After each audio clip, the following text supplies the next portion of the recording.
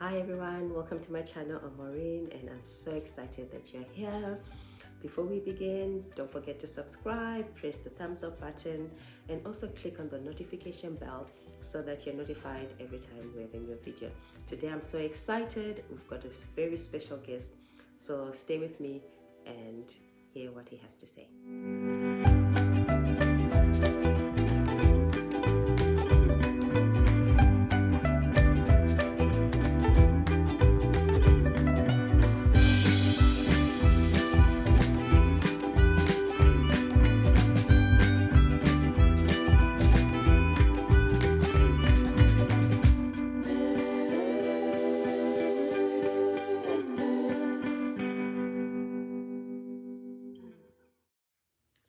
So I have my husband Peter today and I'm so excited to hear his perspective on things. So today we'll be talking about our earlier years in marriage, expectations versus reality, the things we learned about ourselves and each other.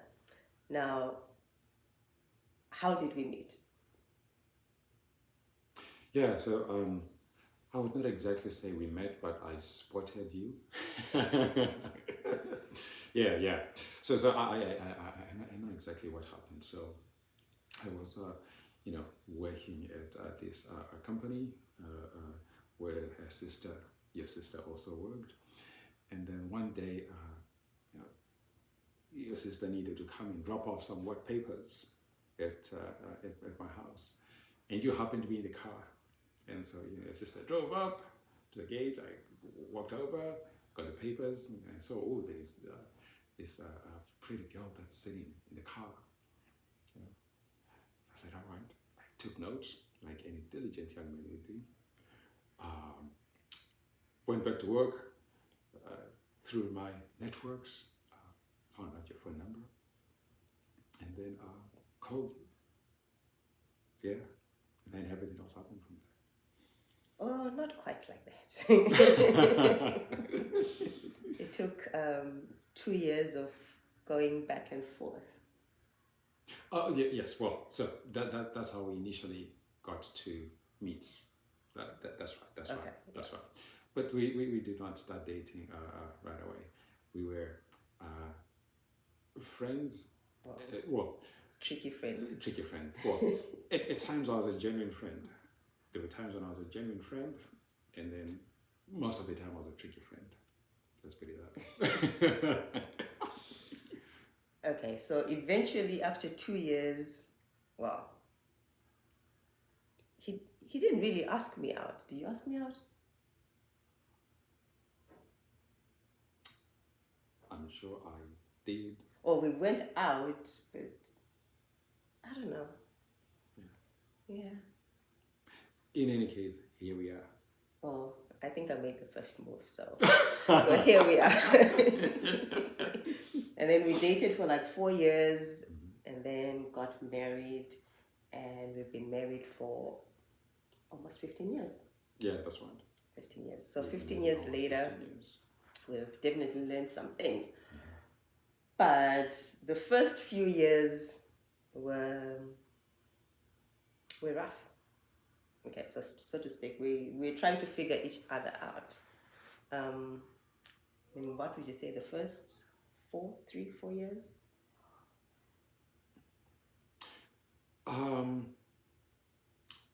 They were, and I think what I remember is the stormiest period was, call it the first 8 months, at least for me in my book when I look back. I'd call it the first 2 years. Okay, yeah. So yeah, in my book anyway, Okay. it was the first 8 months. All right. So what happened the first 8 months? Yeah. So I think the first 8 months, all along, for the 26 years of my existence up to that point, I had thought I was a really calm and composed person, really patient. Yeah, I thought he was patient before I got married. Yeah, that's right. Only to see all that unravel. After getting married, that there were so many things I was highly impatient about that I would literally shout at the top of my voice, something I didn't know that I could, when we had arguments. Well, the shouting didn't come until after the first year, I think. Really? No. Well, and this is why I say that. Mm-hmm. The first year, when we would have an argument, I would not answer back. I would go into the bathroom, cry, Okay. and then come out, and then would act like nothing happened. Now, the second year, I started to reply, so that's when the shouting began. Like you would shout, I would shout. I think that's fair. I think that's a fair comment. Yeah. But yes, you're definitely not patient. Yes. No, that I did find out about myself. I did. Okay. So I specifically remember an incident. I think we had been married for maybe 3 months. And you were driving me, I think, to a doctor's visit. And then I started to cry. And you looked at me like, okay, are you okay? What's happening? And you remember me saying something along the lines of,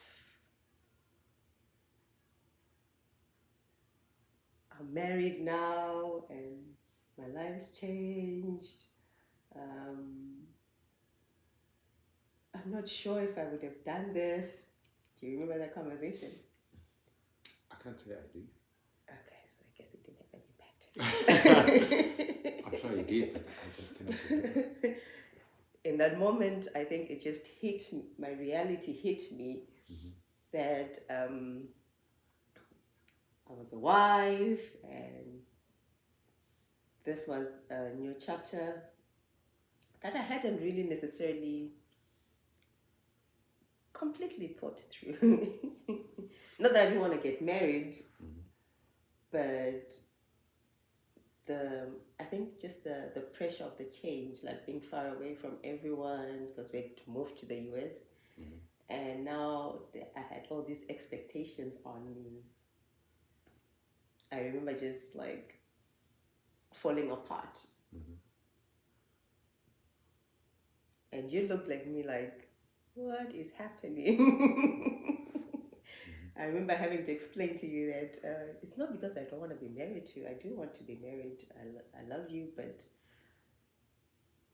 it's too much for me right now. I sort of vaguely remember. I can't say I do all the details. Very vaguely. Okay. All right. So what else? Yeah. I would say, the other thing which I found out about myself in those earlier years was there was always this call it competitive tendency in me,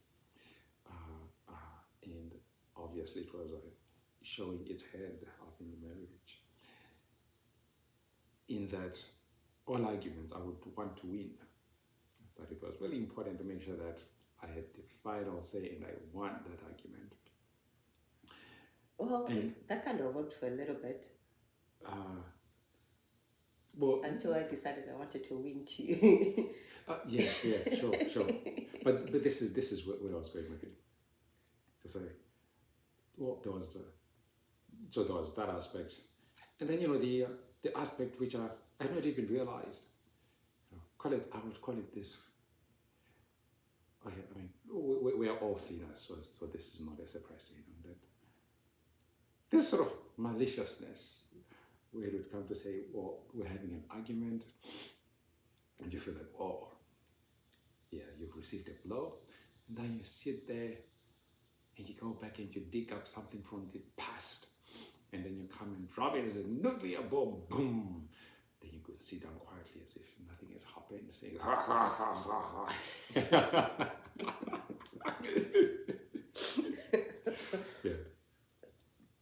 So yeah, just some of those things uh, about ourselves that. Well, let me put it this way: marriage, it can bring out the finest in us, and also it can bring out the really worst of us. Can bring out the worst of us. Well, I agree with you. I guess on that, you're not alone. As I said before, like I think the first year, I was more timid. After being told for years, you need to respect your husband, you need to be submissive. I didn't talk back, right? I thought that meant like he can say whatever and I have to take it, right? And then I realized, no, this was not working for me. And that's when I would make sure you would hear me. Now, you wanting to win in an argument, I also wanted to win in an argument. And it was like my goal, like, okay, by the end of this argument, I should be happy that I said something or did something that had an impact, that made you stop in your tracks. So you can imagine two people who were trying to win at all costs. It never ended well. Yeah. Yeah. And I remember one specific argument. I was literally shaking because I just wanted to win. I was so upset, and I was like trying to figure out like what's the worst thing I could say to him right now. Yeah, because I felt like I was losing. I was like, I don't want to lose this argument. Yeah. It took us a while, and then we both realized that wasn't working either. Yeah. Yeah. Well, I think I would say the path to realization was, at least for me, we were in a church Bible study group, and there was a book that we studied in. I still remember it by title, "Divorce Proofing Your Marriage." I think for me it was just an eye opener because you're reading this book. They're talking about the typical behaviors that newly married people exhibit. You're like, this is me, this is me, this is me. And so that was really, I look, when I look back, that was really the turning point, at least from where I stand. The turning point, in, oh, okay, well, this is really bad. But how I've been showing up in this marriage. It needs to change. Yep, and it took me a minute to catch up with him. I remember having an argument, and he would say something along the lines of, let's close the loop, right? Which was in the book. And I'd look at him, I'm like, what? What are you talking about? I don't want to close no loops, right? I want to keep arguing.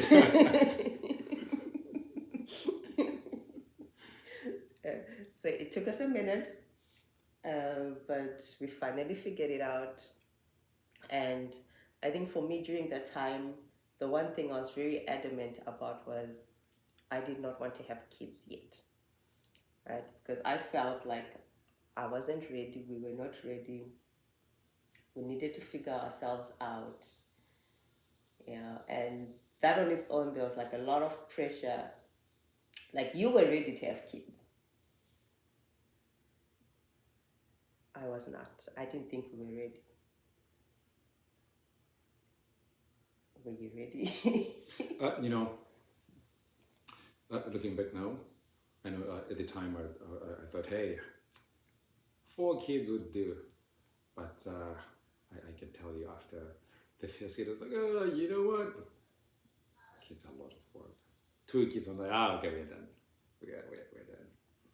So were you glad that we waited? I think I'm glad that we waited, that we got to grow up Yes. first. We were pretty young. I was 24, he was 26. So. Yes, so we were young. We were young. But I'm glad that, we waited. We got to grow up a little bit and then it kicked. Yeah. Okay. So what are some of the things that you learned from those earlier years that have helped you? It's really hard to say, but I think I would say the single biggest lesson is that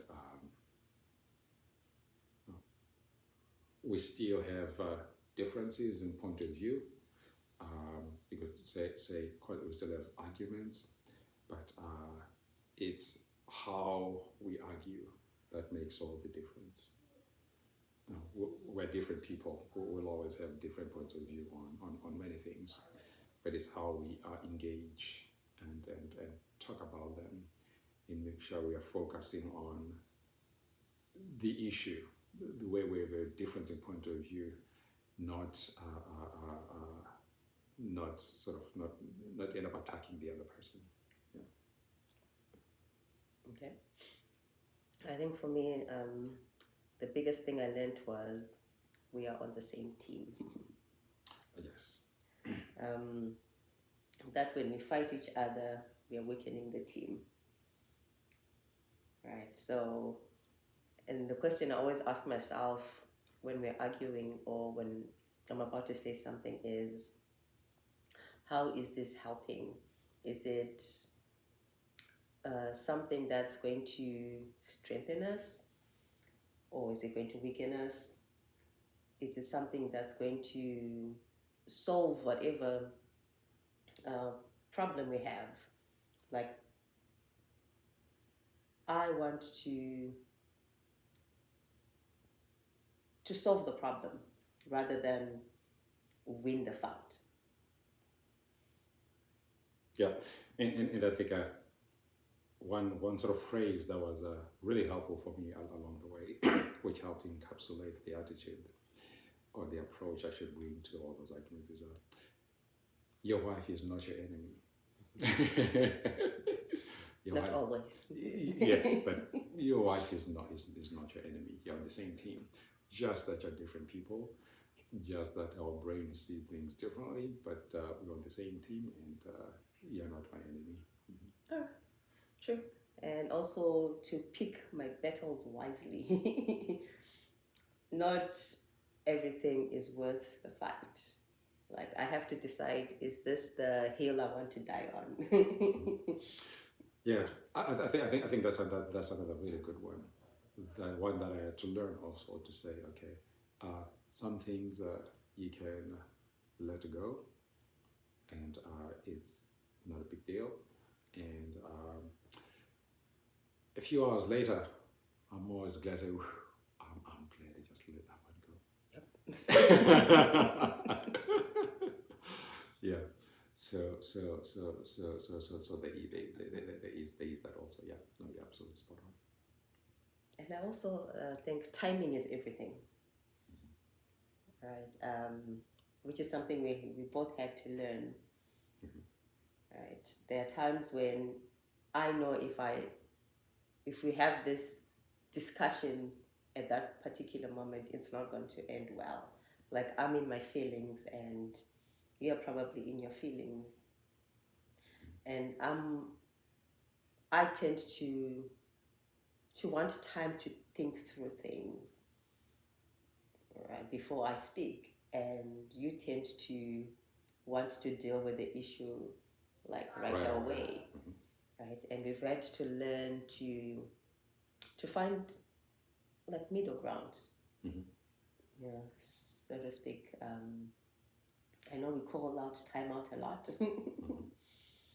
You know, when I feel like the conversation is going sideways, either person can call out a timeout. Mm-hmm. You know, and I found like the hard subjects I don't necessarily come say, okay, you and I need to talk and then set an appointment. I find a time where we are both relaxed and, you know, we're relaxed and I slowly introduce the subject. Yes, she's a master of manipulation. Not anymore. Not anymore. I used to be. I used to be. That's a whole new. Yeah, that's a whole topic on its own. But I found like we tend to be more agreeable or to see each other's perspectives when we're more relaxed versus in the heat of an argument or setting an appointment, so to speak, to talk about things. Yeah. And one thing that you just touched on there is you know, more agreeable. I think from where I stand, I'd say one thing that I've had to learn is, hey, when we are having that discussion where we have differences, that I'm actually listening to try to understand what you're saying, rather than listening and picking up those points that I'll attack. Listening to understand versus listening to answer back. Yeah. Yes. And I think that's one key difference between our earlier years, where I would be listening, just picking up on points to attack, versus listening, trying to actually understand what you're trying to say. And you know, I mean, just to point out on that topic alone, this has happened many times where we could use the same exact words, but then we are meaning totally different things. So many times. Yes, and we'd go 30 minutes into a discussion. We're using the same exact words, but then we mean totally different things. And then 30 minutes in, you know, I say something or she says something, we're like, no, but for this past 30 minutes, this would be sections. No, we've been, you know, and so that's for the younger people out there getting married. Just know that this is real. Men and women's brains work differently. Same words, totally different meanings. So you need to keep that in mind. Yep, true. And then the other thing I learned is never make an assumption about what the other person means based on what they're saying. I've had to ask, like, okay, you say this, what exactly do you mean? Because over time we've learned, like exactly what you were saying. We are thinking things totally in different ways. What he's saying that might sound like something totally different to me. So I've learned not to make assumptions, to always come back, to circle back and say, okay, this is what you said. What do you mean? Tell me what it means to you. Right? Yeah. And on my part, the other thing I learned was not to have an exit plan. Okay. So in my first years, I had a very detailed exit plan. Right? It was like I was not really invested 100% in that. Part of me was ready to jump ship. Right? It was so detailed, I knew what flight I would take, if I had to leave, how much it cost, what message I'd leave on the fridge for him, because I decided I would leave while he was at work, and I'd leave a message that he would see, and I'd be like, bye, I'm gone, you know. So once I decided that, okay, I'm here, I'm going to work things out, I'm going to put my efforts. If things work, they're going to work because I put my all. I think that mindset shift was huge for me. Yeah, and I think one other thing that I want to come back to. No, so yeah, absolutely spot on there. One other thing which I want to come back to is during that argument. So I'm the kind of person who works through an argument step by step. I start on step number 1, then I go step number 2, then step number 3. It's a slow process. It is sequential. Step number 4, it's sequential. By contrast, she could already be at step number 8. Yes.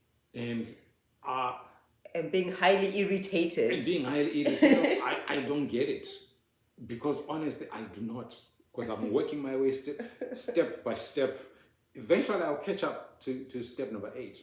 But it's going to take me time. So I think that's one other really important dynamic, which I think we both had to get used to, because it was frustrating for both of us. Yep, I had to be more patient.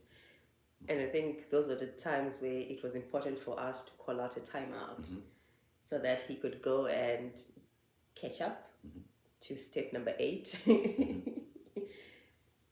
And I think in many cases, it's not a catching up that I could do alone. Yeah, true. Yeah, because there's certain things that, certain dots that you've already connected that I'm still trying to even see.